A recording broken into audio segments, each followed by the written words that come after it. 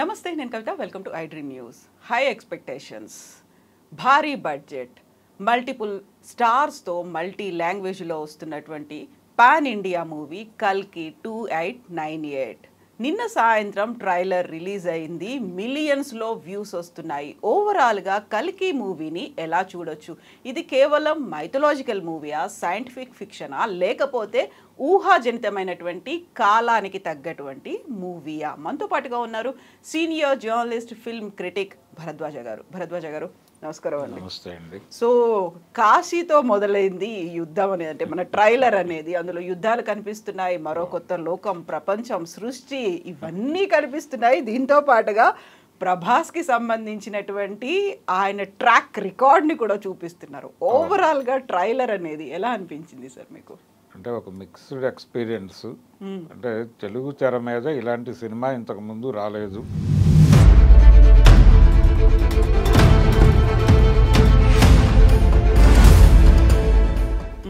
అన్న ధోరణిలో నడిచింది. అంటే అభిమానులకి పూర్తిగా తృప్తినిచ్చిందా అనేది అనుమానమే. ఎందుకలా? అంటే ప్రభాస్ కోసం చూశారు ఇది. ప్రభాస్ చాలా తక్కువ కనిపించాడు ట్రైలర్లో.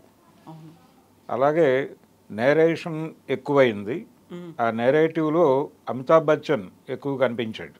అంటే స్పేస్ ఎక్కువ అమితాబ్కి వెళ్ళిపోయింది.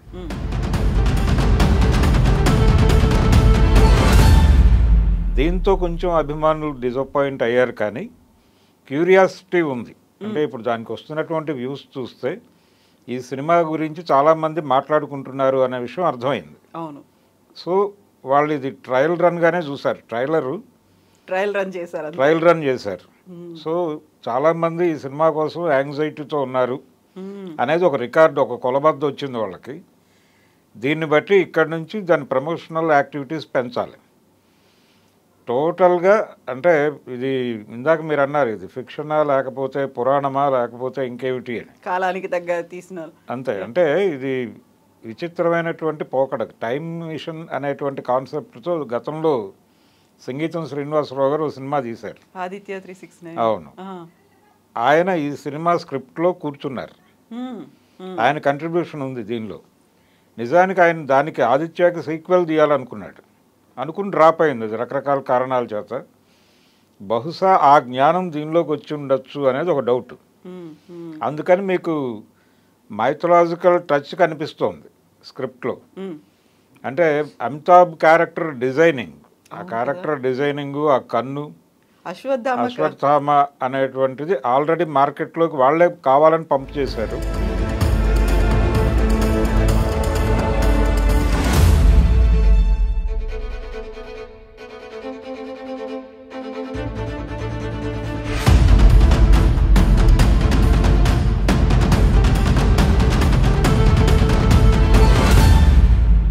అక్కడి నుంచి మీకు మహాభారతంలో క్యారెక్టర్లు, రిఫరెన్సెస్ కనిపించవచ్చు, ఏదైనా కనిపించవచ్చు. అంటే డిఫరెంట్ టైమ్ లైన్స్లో జరిగేటువంటి కథని తీసుకొచ్చి కనెక్ట్ చేసి ఈ 3 పాయలుగానో 4 పాయలుగానో నడుస్తూ ఎక్కడో చోట మళ్ళీ కంక్లూడ్ చేస్తాడు. ఇది 2 భాగాలుగా నిర్మాణం జరుపుకుంటున్నటువంటి సినిమా. సో కంక్లూడింగ్ అనేది ఇప్పుడు ఉండదు.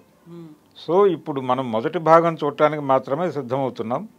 ఇది సెకండ్ పార్ట్ చూడటానికి క్యూరియాసిటీ క్రియేట్ చేసేదిగా ఉంటుంది అంతే. దీని మోటో అదే. అదే షూటింగ్ వీళ్ళు దాదాపు సెకండ్ పార్ట్ కూడా కంప్లీట్ చేసి ఉండొచ్చు, కొంత ఉంటుంది.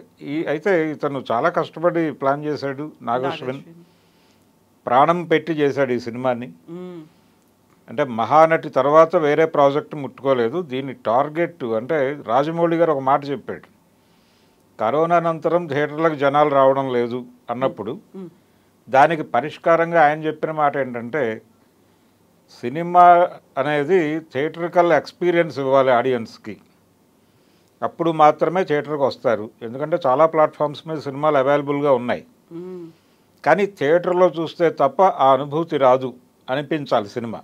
అది తీసుకున్నారు వీళ్ళు. అది తీసుకుని ఈ లెవెల్లో ఇంత గ్రాండియర్గా తీయటము, అంత రిచ్గా చూపించడము, అంత రిచ్. అంటే దీనిలో చాలా ఉంటాయి. థియేటర్లకు జనాలను రప్పించడానికి ఆడియన్స్ని ఇన్వాల్వ్ చేస్తూ, అంటే థియేటర్లో సీట్లు కదిలేటువంటి టెక్నాలజీ కూడా పట్టుకొచ్చేసారు కదా మన వాళ్ళు. అవును. ఇంత కష్టపడుతున్నారు థియేటర్లకు జనాలను రప్పించడానికి. దాదాపు అదే కష్టం వీళ్ళు పడ్డారు ఈ సినిమాలో. కల్కి ట్రైలర్ చూస్తే అదే అర్థమవుతుంది. అంటే ఇది ఒక చందమామ కథలాగా అనిపించాలి, అన్ని జనరేషన్స్ వాళ్ళు కనెక్ట్ అవ్వాలి. పౌరాణిక నేపథ్యం ఉంటే తప్ప అది సాధ్యం కాదు. అందుకని ఈ పౌరాణిక నేపథ్యం తీసుకున్నారు. దానికోసం అని చెప్పి సంగీతం గారిని ఇన్వాల్వ్ చేశారు దీనిలో. మీరు ఏ సినిమా అయినా తీసుకోండి, చాలా పెద్ద హిట్ అయినటువంటి ప్రతి సినిమాకి ఒక పౌరాణిక నేపథ్యం ఉంటుంది, ఇంక్లూడింగ్ షోలే. అమితాబ్ గారి పెద్ద హిట్ సినిమా షోలే కూడా రామాయణం నేపథ్యమే.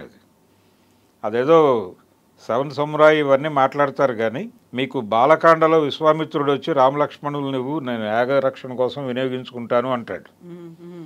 ఇందులో సంజీవ్ కుమార్ వెళ్ళి ప్రభుత్వాన్ని అడుగుతాడు, తీహార్ జైల్లో ఉన్నటువంటి ఫలానా 2 ప్రిజనర్స్ కావాలి నాకు, వాళ్లతో నేను మా ఊరు కాపాడుకుంటాను బందిపోటు దొంగల నుంచి అని అడుగుతాడు. వాళ్ళని తెచ్చి ఆ యాగరక్షణ చేస్తాడు. అంటే విశ్వామిత్రుడి క్యారెక్టర్లో సంజీవ్ కుమార్ని, రామలక్ష్మణుల పాత్రల్లో అమితాబ్ని, ధర్మేంద్రని అనుకుంటే అది రామాయణమే, బాలకాండే, షోలే. సో మీరు పెద్ద హిట్ సినిమాలు ప్రతిదానికి ఒక పౌరాణిక నేపథ్యం కనిపిస్తుంది. అంటే దాని నుంచి జనాలని పట్టుకోవడం తేలికవుతుంది. ఇప్పుడు రోజా సినిమా కూడా సతీ సావిత్రి అనేది అందరికీ తెలిసిన విషయమే. అక్కడ యమధర్మరాజుతో దెబ్బలాడి పతి ప్రాణం వెనక్కి తెచ్చుకుంటుంది ఆవిడ. ఇక్కడ ఉగ్రవాదులతో దెబ్బలాడి తెచ్చుకుంటుంది. కాశ్మీర్ నేపథ్యం ఇదంతా దానికే తీసుకున్నాడు ఆయన. అంటే బాలచందర్ చెప్పిందే అది ఆయనకి, మణిరత్నంకి, ఈ లైన్లో సినిమా చేస్తే వర్కౌట్ అవుతుంది అని. దాదాపు ఇక్కడ కూడా అదే జరిగింది. కల్కి కూడా ఈ మహాభారత నేపథ్యంతో పాటు ఇంకా అనేక పౌరాణిక పాత్రలు కనిపించవచ్చు సినిమాలో. అశ్వత్థామతో దీన్ని రిలేట్ చేస్తున్నారు, కానీ అమితాబ్ది కమల్ హాసన్ క్యారెక్టర్ ఏంటి, అది దేంతో రిలేట్ చేస్తారనేది చూడాలి.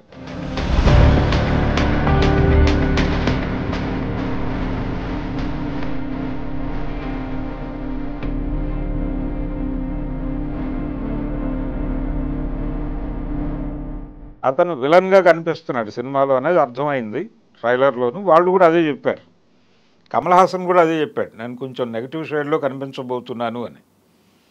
కమల్ హాసన్ గతంలో నెగిటివ్ షేడ్లో చేసిన సినిమా ఒకటి ఉంది, అభయ్ అని. ఈ గెటప్ కొంచెం అభయ్ దగ్గరగా కనిపించింది, అభయ్ అడ్వాన్స్మెంట్గా కనిపించింది ఇందులో క్యారెక్టర్. రెండోది ఇంకా చాలా అంటే జనాలు ఊహకి అందనటువంటి చాలా ట్విస్టులు ఉండే అవకాశం ఉంది అనేది కూడా బయటకు వచ్చింది ఇప్పుడు ఈ ట్రైలర్ బయటకు వచ్చిన తర్వాత. అందులో దీపికతో ఒక డైలాగ్ ఉంటుంది, నువ్వు కనబోయేటువంటి బిడ్డ మామూలు శిశువు కాదు అని చెప్పి ఒక చిన్న బిల్డప్ ఇస్తాడు ఆయన. అది ప్రభాస్ అని అనుకోవడానికి అవకాశం కనిపించట్లేదు ఆ ట్రైలర్లో.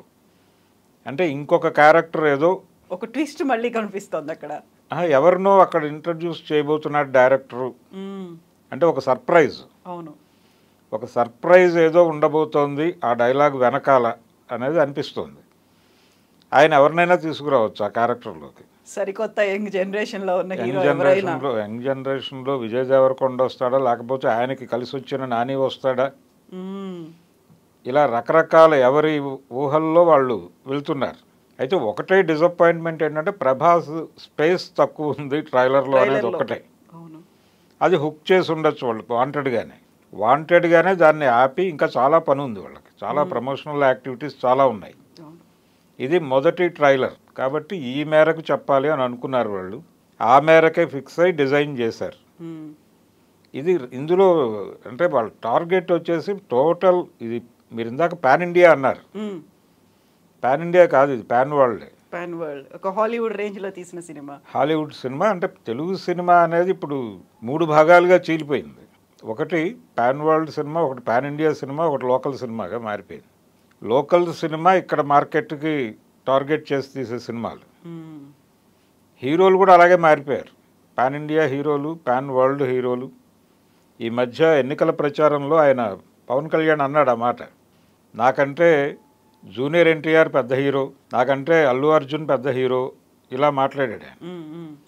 ఎక్కడి నుంచి పెద్ద హీరోలు ఉద్భవించారంటే వీళ్ళ మార్కెట్ డిసైడ్ చేస్తుంది. ఆ రేంజ్ ఏంటి అనేది. ఆ రేంజ్ ఏంటది. రామ్ చరణ్ కూడా నాకంటే పెద్ద హీరో అన్నాడు ఆయన. అంటే వీళ్ళు RRR సినిమా ద్వారా ప్రపంచ మార్కెట్కి పరిచయం అయ్యారు. సో వాళ్ళ రేంజ్ అది.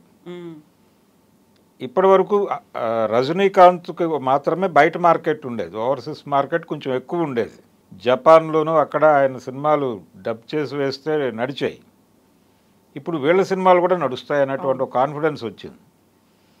బాహుబలి నుంచి ఈయనకు ఆ మార్కెట్ క్రియేట్ అయింది ప్రభాస్కి. కానీ ఆ మార్కెట్ని పట్టుకోగలిగే సబ్జెక్టుతో సినిమా పడలేదు, అది ప్రాబ్లం.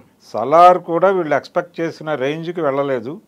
దానిలో లోపాలు చాలా ఉన్నాయి. అంటే చావు తప్పి కన్నులొట్టపోయి అన్నట్టుగా సినిమా పర్వాలేదు అనిపించుకుంది. అది రెవెన్యూ కూడా వాళ్ళు ఎక్స్పెక్ట్ చేసిన రేంజ్లో రాలేదు. దాని ఇబ్బందులు దానికి ఉన్నాయి. అందుకని వాళ్ళు సెకండ్ పార్ట్కి రివ్యూ చేసుకుంటున్నారు ఇప్పుడు.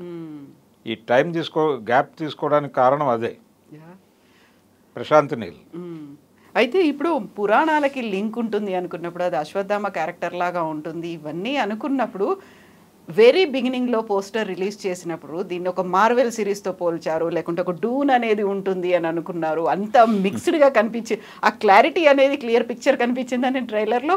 మార్వెల్ సిరీస్ తాలూకా ఇంపాక్ట్ అయితే ఉంది అతని మీద. అంటే ప్రజెంట్ జనరేషను చందమామ కథలతో మాత్రమే కాదండి, వీటితో కనెక్ట్ అయి ఉన్నారు. సూపర్ హీరోస్తో కనెక్ట్ అయి ఉన్నారు. ఈవెన్ నాగశ్విన్ కూడా వాళ్ళని చూస్తూ పెరిగిన కుర్రాడే అయి ఉంటాడు. అది ఐరన్ మ్యానా లేకపోతే మరొకట అది వేరే. కానీ మొత్తానికి ఈ సిరీసు ఈ నేపథ్యం ఉంది అతనికి. అతని డ్రీమ్ ప్రాజెక్ట్ ఇది. ఇలాంటి ఒక సినిమా తీయాలి అనేటువంటి ఇన్ఫ్లుయెన్స్ అతనికి మార్వెల్ సిరీస్ నుంచి వచ్చి ఉండొచ్చు.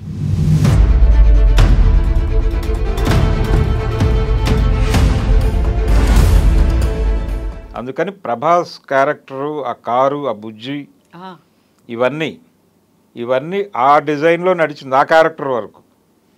అయితే ఇది మాత్రమే జనాల్ని హుక్ చేయదు అనేది ఒక నమ్మకం ఉంది అతనికి. అందుకని పురాణాలని నేపథ్యంగా తీసుకున్నాడు అంతే. భారతీయ పురాణాలని నేపథ్యంగా తీసుకుని ఒక మార్వెల్ సిరీసే చేశాడు అతను. టోటల్ సినిమా చూస్తే మీకు ఆ ఎక్స్పీరియన్స్ వస్తుంది. ఇలాంటి ఆలోచనతోనే ఆ సినిమాని ఆదిపురుష్ డిజైనింగ్లో కూడా ఈ ప్రభావం కనిపిస్తుంది. ఈ మార్వెల్ సిరీస్ తాలూకా ప్రభావం కనిపిస్తుంది ఆ డైరెక్టర్ మీద కూడా. అది సెట్ అవ్వలేదు. అంటే పూర్తిగా వాళ్ళు రామాయణాన్ని ఆధోరణలో చెప్పే ప్రయత్నం చేయడంతో జనాలు దాన్ని రిజెక్ట్ చేసే పరిస్థితి వచ్చింది. ఇప్పుడు అది కాదు.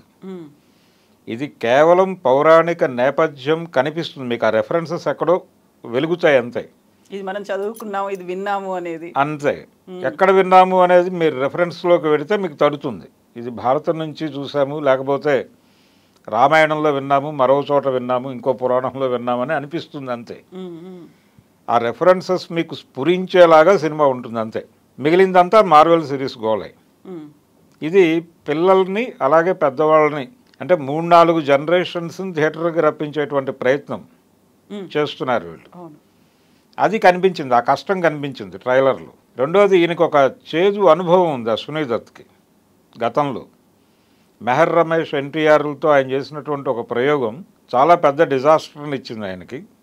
ఆ చేదు అనుభవం ఈ సినిమాతో రాకూడదు అనే ఉద్దేశంతో ఆయన చాలా కేర్ తీసుకున్నాడు దీనిలో. అందుకని వీళ్ళందరినీ స్క్రిప్ట్లో ఇన్వాల్వ్ చేశారు. శ్రీనివాసరావు గారిని, ఇంకా సత్యానంద్, వీళ్ళందరూ కూర్చున్నారు దానిలో. కూర్చుని ఎవరి కంట్రిబ్యూషన్ వాళ్ళు చేశారు ఈ సినిమా బాగా రావాలి అని. అయితే మెయిన్ సోర్స్ అతనే, నాగశ్వినే. అతని డ్రీమే. అతను మార్వెల్ సిరీస్ నుంచి ప్రేరణ పొందాడు, దాని నుంచే ఈ ఐడియా జనరేట్ అయింది అనేది మాత్రం వాస్తవం. So biggest forces join for greatest battle అనే ఒక మాట అందులో మనకి వినిపించలేదు, కాకుంటే టెక్స్ట్ రూపంలో కనిపించింది.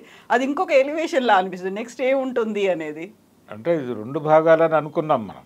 ఈ 2 భాగాల్లో ఈ మొదటి భాగం రెండో భాగానికి సన్నద్ధం చేయటమే, రెండో భాగం చూడటానికి సన్నద్ధం చేయటమే అనే విషయాన్ని రాజమౌళి గారు బాహుబలితో చెప్పాడు.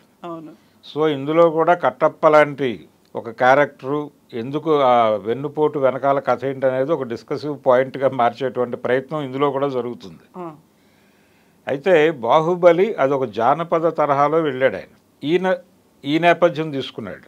అంటే ఈ బిగ్ సినిమా చెయ్యాలి, ప్రపంచ మార్కెట్ని పట్టుకోవాలి అనేటువంటి ప్రోగ్రాంలో చాలామంది డైరెక్టర్లు నిమగ్నమై ఉన్నారు ఇప్పుడు.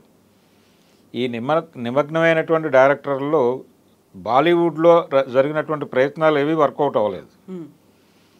బ్రహ్మాస్త్ర అనే ఒక ప్రయోగం ఉంది, అది చాలా దారుణమైనటువంటి ఫెయిల్యూర్ చూశారు వాళ్ళు. కాబట్టి ఈ అనుభవాలన్నీ ఉన్నాయి. ఈ అనుభవాలన్నీ ఉండటం వలన ఆదిపురుష అనుభవం ఉంది. ఈ అనుభవాలన్నీ వాటి నుంచి కొన్ని గుణపాఠాలు నేర్చుకుని ఇది డిజైన్ చేశారు అని అయితే నాకు అనిపించింది నిన్నటి ట్రైలర్ చూస్తే. ఆ కేర్ కనిపించింది. డెఫినెట్గా సినిమా జనాల్ని అట్రాక్ట్ చేస్తుంది అనేటువంటి ఒక నమ్మకాన్ని ఇచ్చాడు ఆయన. పూర్తిగా జనాలకు రకరకాల అంచనాలు ఉన్నాయి సినిమా మీద. ఈ అంచనాలతో చూసిన వాళ్ళకి కొంచెం డిసప్పాయింట్మెంట్ ఉండొచ్చు, కానీ ఇది ముందు ఒక చిన్న రుచి చూపించడం కోసం వదిలింది. మొత్తం అన్నీ చూసిన తర్వాత ఈ అభిప్రాయం మారచ్చు. ఇంకా చాలా ఉన్నాయి కాబట్టి. అందులో ఇది ఓన్లీ ఫస్ట్ ట్రైలర్ మాత్రమే కాబట్టి. అయితే ఇప్పటి వరకు ఫ్యాన్స్లో ఒక ఆందోళన ఉంది, దీనికి బజ్ క్రియేట్ కావడం లేదు ఈ సినిమాకి అని. దాన్ని బద్దలు కొట్టారు వీళ్ళు వ్యూస్ ద్వారా. అవును, అంటే చాలామంది చాలా ఈగర్గా ఉన్నారు ఈ సినిమా చూడటానికి అనేది అయితే వాళ్ళు ఆ నెంబర్ చూపించగలిగారు. అవును, ప్రపంచవ్యాప్తంగా. ప్రపంచంలో అంటే ఇండియన్ మైథాలజీకి సంబంధించిన ఇన్ఫ్లుయెన్స్ వెస్ట్లో కూడా ఉంది. సో ఆ ఆడియన్స్ని కూడా దీని నుంచి క్యాప్చర్ చేయాలనేది ఒక వ్యూహం ఉంది వీళ్ళకి.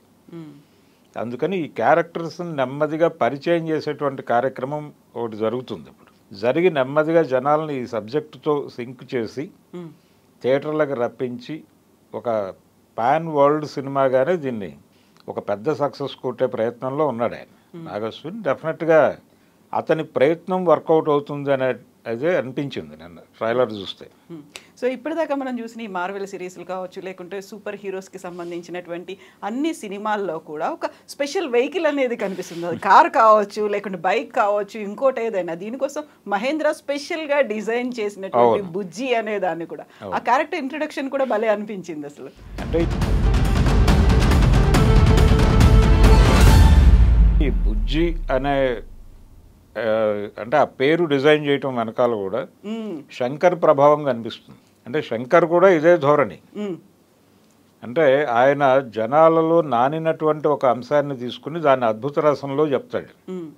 చాలా ఎగ్జాగరేట్ చేసి చెప్తాడు విషయాన్ని. చెప్పదలుచుకున్న విషయం కంటే కూడా ఆయన చెప్పే పద్ధతి, నేరేషన్ చాలా అద్భుత రసంలో పెడతాడు ఆయన. అలా వెళ్ళటం ద్వారా జనాల్ని థియేటర్లకు రప్పించాలనేది ఆయన వ్యూహం. అది కూడా మార్కెట్టే. అంటే వీళ్ళందరూ అంటే రాజమౌళి దగ్గర నుంచి ఒక డిజైనింగ్ జరిగింది, మార్కెట్ డిజైనింగ్. మార్కెట్ మౌళి అనొచ్చు అతన్ని, రాజమౌళిని. అంటే మనం క్వాలిటీ సినిమా తీయాలంటే బడ్జెట్ పెరగాలి. ఎక్కువ బడ్జెట్ పెట్టాలంటే మనం మార్కెట్ గ్యారంటీ చూపించాలి ప్రొడ్యూసర్కి. అందుకని మన సబ్జెక్టు అలా ఉండాలి. ఆ తరహా ధోరణిలో వెళ్తున్నాడు ఆయన. RRR కావచ్చు, బాహుబలి కావచ్చు, ఇవన్నీ ఆ ధోరణిలో డిజైన్ చేసిన సినిమాలే. అన్నిట్లోనూ మీకు నేల విడిచి సాము చేయటం కనిపిస్తుంది. ఇందులో కూడా ఆ ధోరణి ఉంది ఈ సినిమాలో కూడా. ఈ బుజ్జి అనే క్యారెక్టర్ చిట్టి అనిపిస్తుంది వెంటనే. రోబోలో చిట్టి, అందుకని బుజ్జి ఈ ధోరణి. అంటే వీళ్ళందరినీ స్టడీ చేశాడు ఈయన నాగశ్విన్. ఏ పేర్లకి జనాలు ఇమ్మీడియట్గా కనెక్ట్ అవుతారు అనేది. చిట్టి అనే పేరు జనరల్గా అందరూ ఇళ్లలో నానేటువంటి పేరు అది. అలాగే బుజ్జి అనే పేరు కూడా ఇళ్లలో నానే పేరు అది. అందుకని ఆ పేరు చూస్ చేసుకున్నాడు ఆయన. అలా ఆ కారు డిజైనింగు అదేమో మార్వెల్ సిరీస్ ధోరణిలో ఉంది. అది దాని పేరేమో బుజ్జి. దాంతో కాన్వర్జేషన్ అంతా కూడా ఆయన అదే ధోరణిలో నడుస్తుంది. మీకు ఒక చిన్న డౌట్ వస్తుంది అప్పుడు ఆ కాన్వర్జేషన్ వింటుంటే. మనం Marvel series Telugu dubbing version, అవును కదా, ఇంపాక్ట్ కూడా కనిపిస్తుంది. ఏంటి ఇలా అనిపిస్తోంది అని చిన్న ఇది ఎక్కడో అది గుర్తొస్తుంది. ఐరన్ మ్యాన్ ఏదో డబ్బుడ్ వెర్షన్ చూస్తున్న అనుభూతి కలిగే ప్రమాదం ఉంది. కానీ వీళ్ళ ధోరణి అదే కాబట్టి అది నడిచిపోయింది, జనాలు చూసేస్తారు, అది నో ప్రాబ్లం. అంటే ఆయన చాలా క్లారిటీతో ఉన్నాడు. తన వ్యూవర్స్ ఎవరు, ప్రేక్షకులు ఎవరు అనేది పూర్తి క్లారిటీతో ఉన్నాడు. వరల్డ్ ఆడియన్స్ని థియేటర్లకు రప్పించడం కోసం డిజైన్ చేసిన ప్రాజెక్ట్ అది. అశ్విని దత్ గారికి చాలా ప్రెస్టీజియస్ ప్రాజెక్ట్ అది. ఇప్పటి వరకు ఎడిటెడ్ వెర్షన్ చూసిన వాళ్ళందరూ చాలా పాజిటివ్గానే రెస్పాండ్ అవుతున్నారు బయటకు వచ్చి. సో సినిమా డెఫినెట్గా వైజయంతి నుంచి మళ్ళీ ఒక బ్లాక్ బస్టర్ చూడబోతున్నాం అనేటువంటి హోప్ అయితే కలిగించాడు ఆయన. డిసప్పాయింట్ చేయలే. అంచనాలు ఉండి కొంచెం ఇబ్బంది పడిన వాళ్ళు, ప్రభాస్ అభిమానులు ఇలాంటి అభిప్రాయాలు వస్తున్నాయి, కానీ ఇది కూడా మంచిదే అనుకుంటున్నారు వాళ్ళు. ఇది ఇంకొంచెం క్యూరియాసిటీని పెంచుతుంది. మనం డబ్బింగ్ గురించి మాట్లాడుకున్నప్పుడు, డబ్బింగ్ హాలీవుడ్ మూవీలా ఉందనుకున్నప్పుడు అమితాబ్ బచ్చన్ కావచ్చు, దీపికా కావచ్చు, వీళ్ళందరూ వాళ్ళకి వాళ్ళే డబ్బింగ్ చెప్పుకోవడం అనేది కూడా. అవును.